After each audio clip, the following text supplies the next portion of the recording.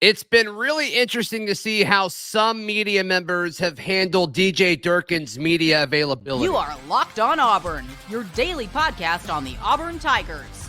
Part of the Locked On Podcast Network, your team every day. Yes, welcome on into Locked On Auburn, your daily Auburn Tigers podcast. I'm your host, Zach Blackerby. Thank you so much for making Locked On Auburn your first listen every single day. We are japping it up with the Darrell Dapprich, Montgomery radio legend. We're going to talk about how the portal is going to be needed for this Auburn roster. We'll also talk about the SEC tournament. Auburn gets going this afternoon. But we got to start with DJ Durkin and how he just went out to do a media availability. And a whole lot has been made of this. And I don't think it's entirely warranted. But I guess we should have expected this, Darrell.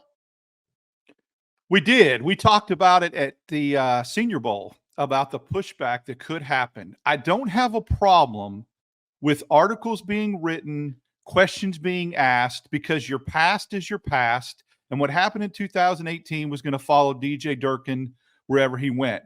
The problem I have is the inconsistency, the bias, and the agenda behind it. And let me go ahead and just be very transparent. So there's a writer for AL.com named Michael Casagrande. We had some interaction about this 2 nights ago. And he wrote an article after attending the press conference where he asked DJ Durkin, do you feel like you deserve a second chance after what happened with Maryland? Which is kind of a clown question, to be honest with you. He's had 2 other stops at Texas A&M and Ole Miss. So there's that issue. Now, for full disclosure, Michael Casagrande covered Alabama for 13 years as a beat writer. As a beat writer, you're not supposed to get so emotionally involved in the team that you still have their field as your cover photo on X. But yet here we are, and he does. So he's very proud of that. It reeks of homerism, okay? So he asks that question, and Durkin, to his credit, answers it, I feel like, very, very professionally. Yeah, which the answer is, like, you don't give yourself second chances. Other people have to give you a second chance. He's been given a second chance at other jobs, like you just said, Ole Miss and Texas A&M. They're the ones who gave them a second chance. Like Hugh Freeze hiring him, like, I don't think that was really like Hugh Freeze's option to give him a second chance. He already had been given the second chance. I would have had a problem if at any of his other stops he screwed up again and then Hugh Freeze hired him. But Correct. That's not the point. And the point is Casagrande tried to insinuate that, and I'll go do a deeper dive in that. So he writes an article about that press conference where he's very, very proud of himself. And this is where you can tell that it's not just about asking the question or being an investigative journalist. It's about trying to earn points with a certain fan base. Because what he says in the article was, and for the first time all day on Wednesday, Durkin was taken aback by a question. Well, he's the one that asked the question. So he's patting himself on the back like, look at me, I've thrown him off a little bit. And then he goes on to write, did Auburn deserve to give Durkin a second? He scratches it out. A third? He scratches it out. A fourth chance to coach. Well, that is very misleading, because I asked some people in my inner circle and I said, look, that don't know a lot about the DJ Durkin situation. What does that insinuate to you? And they said, it sounds like he messed up at these previous stops and was getting second, third, fourth chances. When Casagrande was pushed on that by me and others, his comment was, oh, I just mean he had other coaching stops. He had other opportunities. Well, that's not how it comes off. Mm-hmm. And the biggest problem I have, Zach, and I retweeted this article, he covers Alabama and has for 13 years. But in 2018, when Nick Saban had Durkin as a consultant the week prior to the Oklahoma game, and he had him on the field interacting with players and at practice, not a freaking peep. Not a word from Casagrande, who did not reach out and write an article or ask. You know why? Saban would have took his manhood. He would have body bagged him if Casagrande would have asked that question at a press conference. Hey, Coach Saban, what do you have Durkin there for? He just got busted from Maryland. He didn't do it. but yet he does it at Auburn. And that's the part that's disingenuous to me. Be consistent. I agree with you. I agree with you. And we talked about this leading up to Freeze eventually hiring Durkin. I mean, he was one of the final 2 or 3 names that, just kept circling around. And obviously we now know why. But I think, we should have seen this coming, I guess. And I didn't really think about like, oh yeah, I guess this week was the first time that we've gotten to talk to Durkin since he was, since he's been hired by Auburn. So we should have predicted this. We should have seen this coming. But I don't like the question. I don't. The second one was a much better question that I saw where he asked, okay, how are you different now than Maryland? Like, okay, I get that question. But honestly, that's fair. Yes. Yeah, I think that's the much better of the 2 questions that I saw him ask. But the first one, why do you deserve a second chance? That's not his decision. Like that's not his decision. That is so pious and sanctimonious. And here's the little nugget too. So we interacted, me and him, and I said, what's the difference? Why didn't you bring this up when he was a consultant in Alabama? And his differentiator, his reason for the change in addressing it now and not 6 years ago was that Auburn is paying him. He was a volunteer consultant. And I said, that doesn't matter. If you have a problem with the guy being around your players and your staff and at practice, whether he draws a paycheck or not is irrelevant. His presence is the important part. So he, to his credit, he said, well, we can agree to disagree. And then I just told him, I said, I don't understand why. Yeah, you're right, though. I mean, you either think he is corrupt and bad for a program or he's not. Like he's either toxic or he's not. And you either pay him or it doesn't matter. If you pay him, if it's his presence. And again, that little piece at the end of the article where he scratches out second, third, it is very, very misleading and insinuating that he messed up at previous places. And his response to that was, well, some people may take it that way, but it's just semantics. That and the fact that he was so gleefully giddy about throwing him off with that question tells you everything you need to know about why the article was written, and go back to his header over Twitter and who he covered for 13 years and what he didn't do 6 years ago. And it's glaringly obvious. And don't hide behind it. Just put your Alabama hat on and your Alabama quarter zip and your houndstooth hat and go work at AL.com and don't be secretive about it, because you are who you are. And that was glaring that it was that way. And I just think that that's absolutely clown. You're not an investigative journalist. I don't have a problem with phrasing the question like you said. Hey, coach, you've had a couple stops along the way, including the NFL, by the way. Yeah. Right. How do you feel like you've learned and evolved in the last 3 or 4 stops since what? And then that's fair. That's fair. Yeah, I think that's a perfectly okay question to ask, because it doesn't seem as slanted, right? It's like, okay, you've learned a lot since this, because that was the big storyline when he was linked to the Auburn job was, okay, what happened at Maryland? And you can't run from your past. And right, look, people are going to say, well, this is locked. From that. He should learn from that. He should own it and say, I made a mistake. Man, I'm a better person because of it. We all should learn from our mistakes. I'm sure Casagrande has learned from mistakes he's made in life. And before anybody wants to think this is an Auburn thing and Auburn media and Auburn, Locked On Auburn, look, it doesn't matter if you're orange and blue. When Harsin was here and did stupid things, we called him out. Ron Roberts last year, go back to the tape, like we used to say in the old days. We called him out. It's not about just defending all things Auburn. If people are wrong, people are wrong. Okay. It doesn't matter. I don't care. I don't operate that way.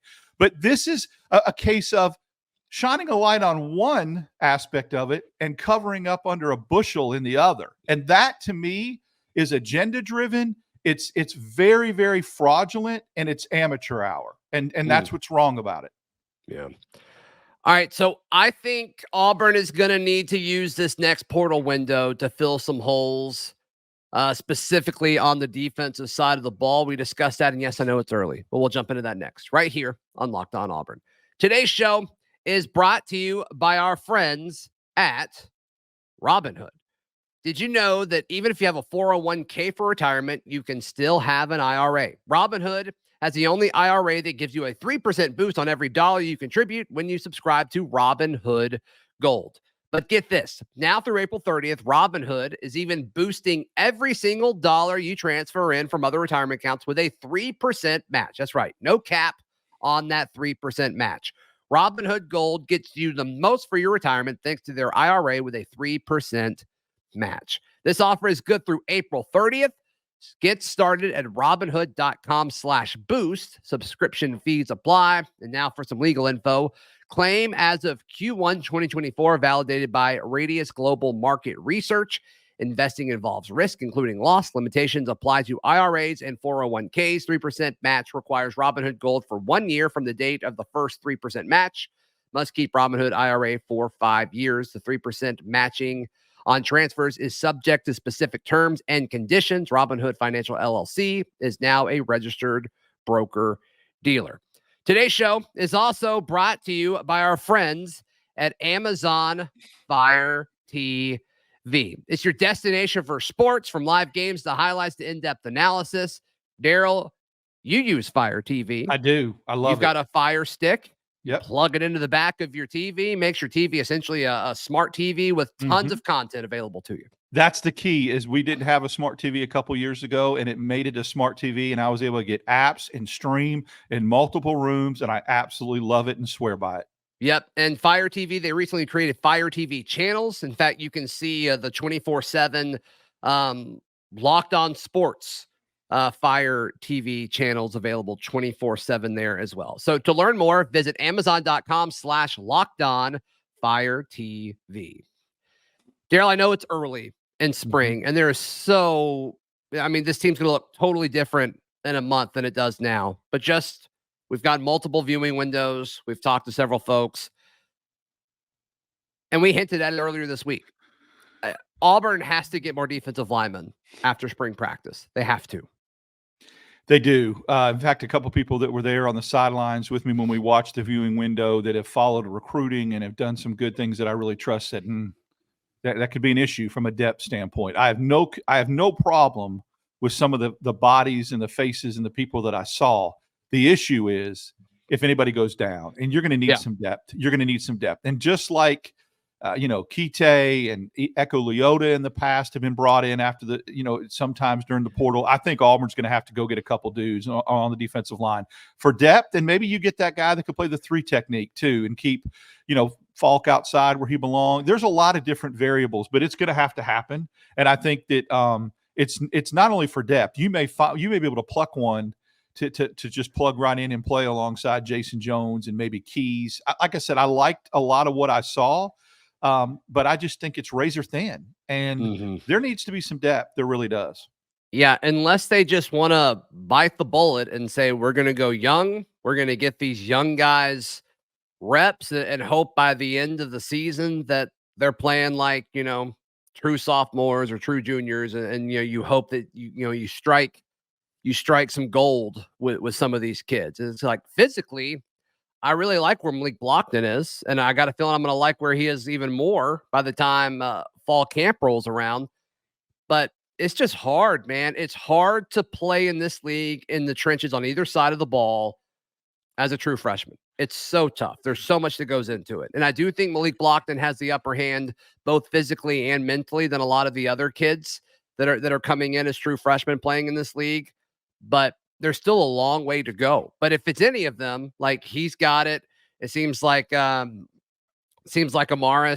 has it. I've heard good things about TJ Lindsey. They're just young, Darrell. And I know there's other position groups where we're really going to be leaning on freshmen.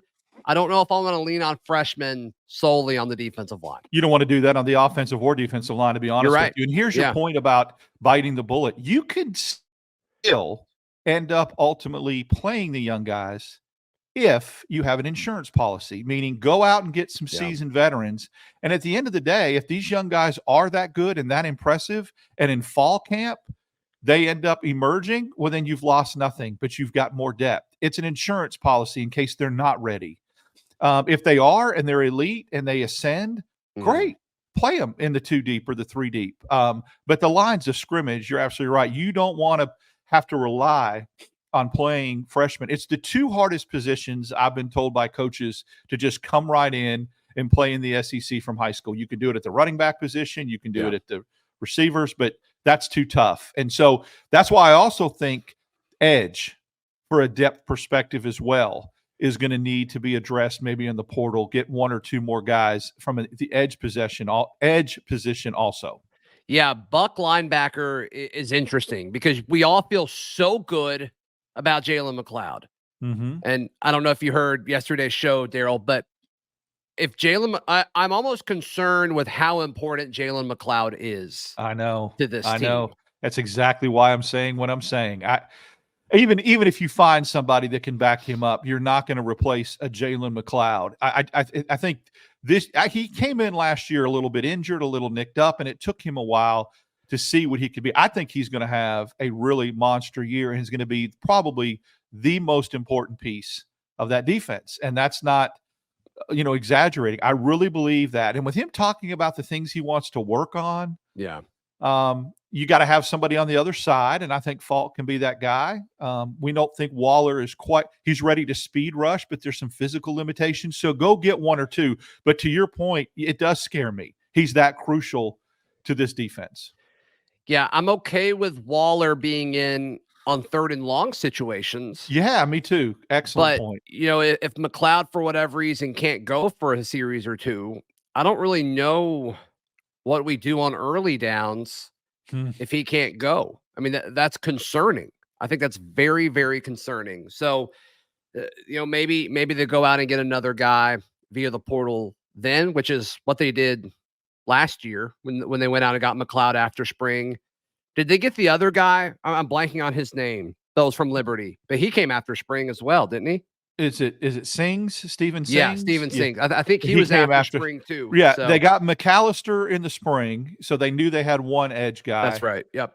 And then they got McLeod, and then they got Sings, and we just needed a little bit more depth. Absolutely. Mm-hmm. Yeah. So we'll see. And that's a position that I feel okay with them missing spring more so than others, especially if the guy's going to be more of a pure pass rusher, because you can just, pin your ears back and go. So we'll see how they address that. But yeah, the defensive front, there's no way they're done. There's no way they're done building that part of the roster. And we'll learn more about that after spring. And yes, I know it's early. I know there's a long way to go, but they need more bodies there. They just need more bodies that can play right away. You know what's weird about that too? That whole thing is that what I feel really good about is I really can't think of a position on the offensive side of the ball that has a glaring need to go to the portal. And I think that's good. Now you that could change if you lose a quarterback, right? After spring, if someone transfers out, then you want to just get one to add to the room, maybe a receiver, but I don't know. I don't know if there's anybody that could make the immediate impact. And I'm so high on Cam Coleman and some of these other freshmen. So that's a nice place to be. You don't need to go get a tackle or a guard. I like that from an offensive standpoint. Yeah. Is there anybody offensively you'd like to see? I mean, as far as a portal fill? Maybe offensive line in regards to depth. Like, I don't know who the tackles are going to be next year. And, there's a few guys on the roster that's like, okay, they could get to where they need to be by the end of the year to step in. But maybe if they wanted to kind of go the Dylan Sender route like they did a year ago, where it's, this is a transfer kid for depth, I wouldn't hate that on the offensive line. It's funny you said that. This happens so much about how I've got a thought in my head and you pluck it out. I want people to understand that what you just said is a very underrated point, and I'm guilty of this. I always consider portal gets for immediate need, but that doesn't need to be the case. You can find somebody in the portal that you want to use next year or the year after, and Senda is that perfect example of somebody you plucked from the portal and he's going to be ready to play in a year for two. You don't have to, it doesn't just have to be immediate needs. It could be for the future too.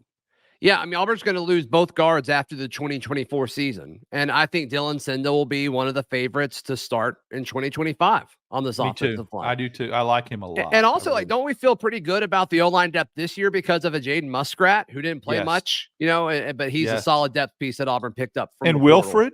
I mean, I think that Wilfred's supposed to be a good depth piece, and I do. I like the balance, and I like the depth, and I like the flexibility. You got some different guys that can rotate between Tyler Johnston. I mean, I'm hearing a lot of good things about him. You got guys that can rotate between tackle and guard too, and I like that.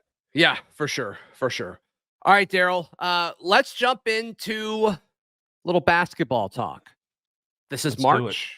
We sleep in May. Auburn has a chance to win the SEC tournament. We'll talk about that in just a moment, right here on Locked On Auburn. Today's show is brought to you by our friends at Nissan. Darrell, just a quick question. Can you imagine just looking at a vehicle and it not being a Nissan?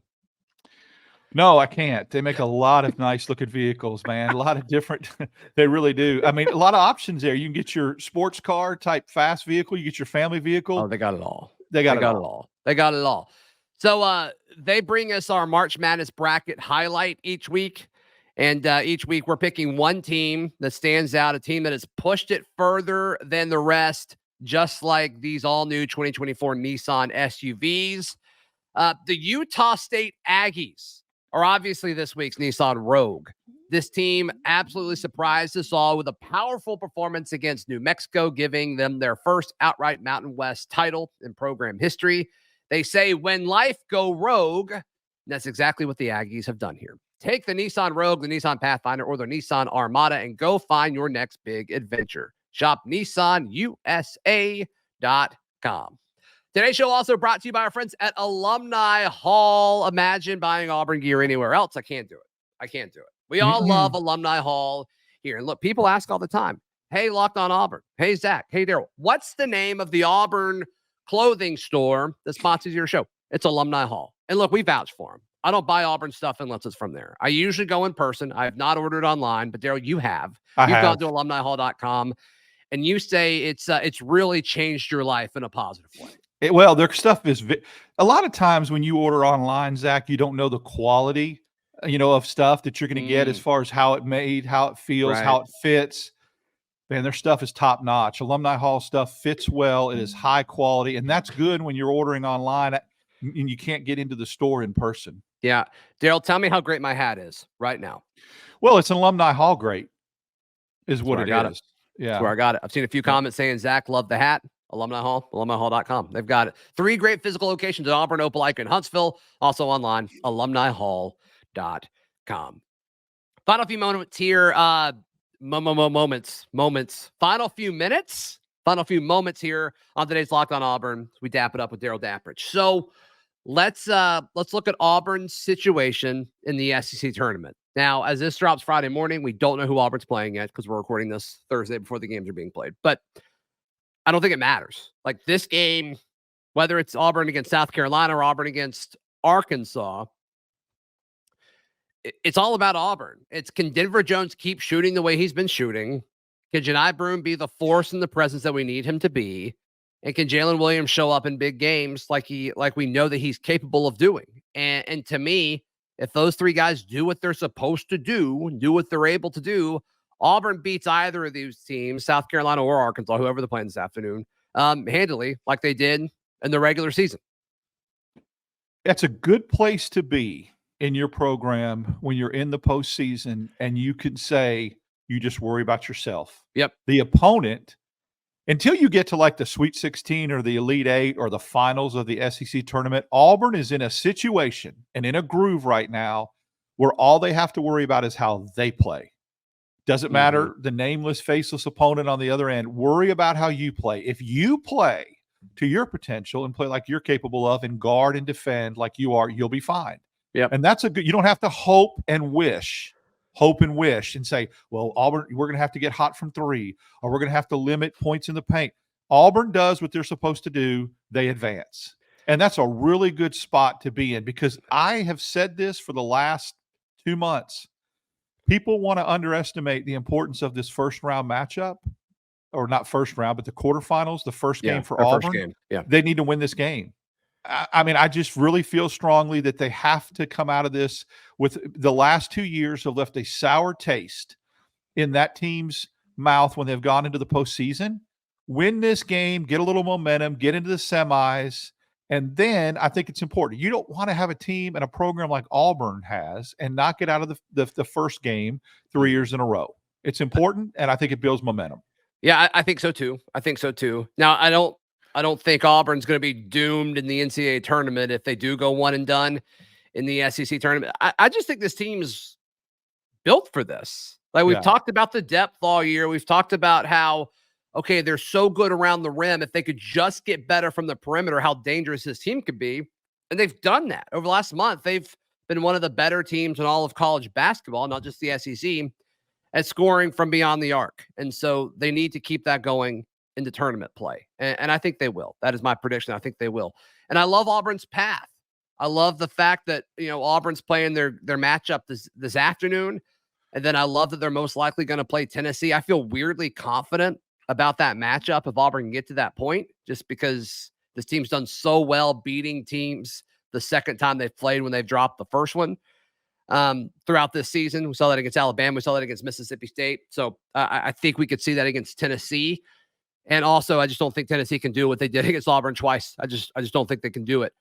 And to me, if you get to the championship at that point, it's like, all right, it'd be wild if Auburn got to play Alabama in the SEC tournament championship. That would be great. And then obviously, the most likely option is them playing Kentucky. Yeah, and again, I'll go back to this whole SEC tournament and why it's so important is I agree with you. I don't think it dooms them. I don't consider this a must win. I just think it's important from a momentum standpoint. But I hate to say this and be a buzzkill guy, but there's a lot of people that think that if Auburn was to win out, they could move a seed line, and I just don't see it. And I hate the fact that Auburn plays or the SEC. Seed. Yeah, I think even if they go one and done, maybe, but Yep. Don't play your championship game Sunday afternoon, and I think from a conference standpoint. So that also takes a little bit of pressure off. You can just go in loosey-goosey and say, let's see how far we can go. Do you feel like there's a big difference between 3 seeds and 4 seeds in the NCAA tournament? Because I don't think it really matters that much. The second round is where I think it's a little bit different. I know that if you're in the second round and you're a 4 seed, you play a 5, and the only difference is what color jersey you wear. So if as a 3 seed, as a 3 seed, you're not playing someone that's allegedly on par with you on this, close to the seed line. So that's why I like that 3 seed a little bit better. But I think you changed my mind on that. I think at the end of the day, you're going to have to beat quality teams. So it is what it is. Yeah. Darrell Dapprich, how can people check out everything that you've got going on? Wednesdays and Fridays, I'm with my man Zach Blackerby right here on Locked On Auburn. We are after every basketball game. We do a little live postcast. We have a lot of fun, including later today.